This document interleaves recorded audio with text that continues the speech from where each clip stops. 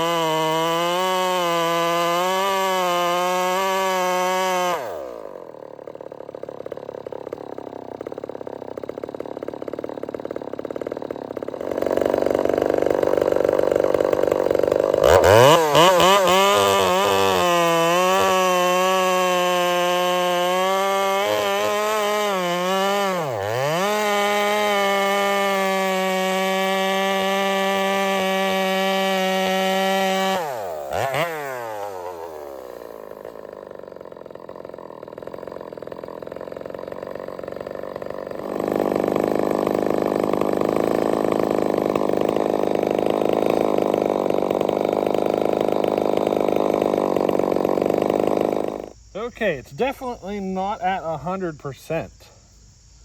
Little tweaks need made throughout it. For starters, the muffler. Well, here, I'll start with this. This is that little rubber thingy that goes for your jets, for your carburetor. I ended up ripping that off because I couldn't, because of the adjustments or whatever, the carburetor is not lined up right with those holes. It was making it a pain in the butt, and I was having to take the air filter cover off. So I ended up just ripping this off so I could get to the screws easier. But the muffler, definitely not quieter. She is loud as a son of a gun. And part of the reason is because with the holes here, it just bounces all the noise off the wood and right back into your face. So definitely a side port of some sort might help, but I think I'm gonna go ahead and leave it because I kind of like it, She's just a little loud. I was hoping this muffler would be quiet, but on this saw, it's definitely far from that. What else? The first time we fired it, it was showing a little leak up here by the spark plug, and today it's not showing any leak right there at all. So I'm curious if just from the heat, and everything expanding, I'm wondering if that sealed it up. I will have to go through and make sure my bolts are tight again, I think, just to make sure everything's still tight after this, because you know how things tend to stretch once you put some heat to them, you know what I mean? And you probably noticed how she was showing signs of being hot. I think part of that is because of where the spark plug is located, dead center of the combustion chamber, and it's focusing all the heat right onto the spark plug. So I'm wondering if an improved scavenging effect might help some of that, but I can tell you she's starving for air. With this stock carburetor and air filter, she's definitely running like she's starving for air, and as I get more air available, it might clean that up. We ain't gonna know for certain until I do those modifications, and I got to figure out what carburetor and air filter setup I'm going to go with. So that's about it. Those are pretty much the only issues. I did put a tack on it there. I didn't know if you noticed it. She's cutting right around, probably right around 12 grand in the cut. That's under a mild load. I wouldn't say a heavy load. A heavy load is closer to 11.5, I'd say. Maybe a little less, 11.3. So, you know, she's got some torque to it, but I can tell it definitely wants something. And one of the things is it does run like it needs broke in severely. Like we're not seated, the ring's not seated even close. So I think one of the things we're gonna have to do here is just run it and get her broke in. But besides that, I think the air filter and the carburetor is something we're gonna have to approach here soon. You might see some more video with it like this before I put the air filter and carburetor on it. I, just kind of some sessions getting this thing to seat the ring better. It definitely is not pulling as much compression, you know what I mean, as I think it would once it's broken in. That's not much compression at all. We'll put a compression tester on it later, I think, because it definitely feels like it's far from having a seated ring. So yeah, that's where we're at. She's running pretty good though. Now, one of the things I was expecting to see was the coil. I was expecting to get some of that classic Echo coil breakup that everybody's so familiar with, and we didn't get any. It's nothing, not even a hint of it. So I'm guessing that the combustion chamber and having the ability to scavenge more of the exhaust gases because of that combustion chamber shape is kind of helping it. That's my best guess, you know what I mean? So yeah, that issue is definitely not showing up at all. That's, the 590 coil setup. So yeah, curious to see how she develops. I'm pretty happy with it as of right now. I mean, she's running for starters. I put a custom head on it and the thing's running. So that's one thing. And, you know, just the fact that it's actually running at a point that it is, and I can, you know, I'm actually seeing other things that need to be improved upon more than, you know, maybe some repairs to my head work, you know what I mean? So, you know, now one of the things I'm thinking about possibly doing is putting a spacer of some sort between the plug and the head, because the spark plug goes down into the combustion chamber a bit, and I'm wondering if I raise it up some, a little closer to the edge of where the hole is. I'm wondering if that might help clean up some of that heat issue. Try to pull the plug up away from the heat source a little further. So, because, you know, it does kind of push down into the combustion chamber a bit. I'm wondering if that might be something that I could do to help solve some of these issues. And this did originally come set up with a different plug, like a 10 millimeter plug, I guess you could call it. And I retapped it, drilled it and retapped it to take a standard plug. So that might be one of the reasons that I might need to make an adjustment there, because, you know, it wasn't originally set up for this plug. I ended up drilling it and tapping it and everything. So, you know, the plug may not be sitting down in there the proper distance into the combustion chamber, you know. I've looked at how plugs are set up on other combustion chambers, and they don't push down anywhere near as far as what this one is. So there's a good chance that is probably where my issue is coming from, and I'm gonna have to put a spacer in there to confirm that. You know what I mean? We need to get some heat away from that plug, and I'm suspicious that that is probably going to be one of the main contributing factors. But yeah, she's running though, and we're ready to move into some more testing, getting her broke in and so forth, and, you know, see how she develops. So, hey, I hope you enjoyed this one. We'll catch you in the next one. Later.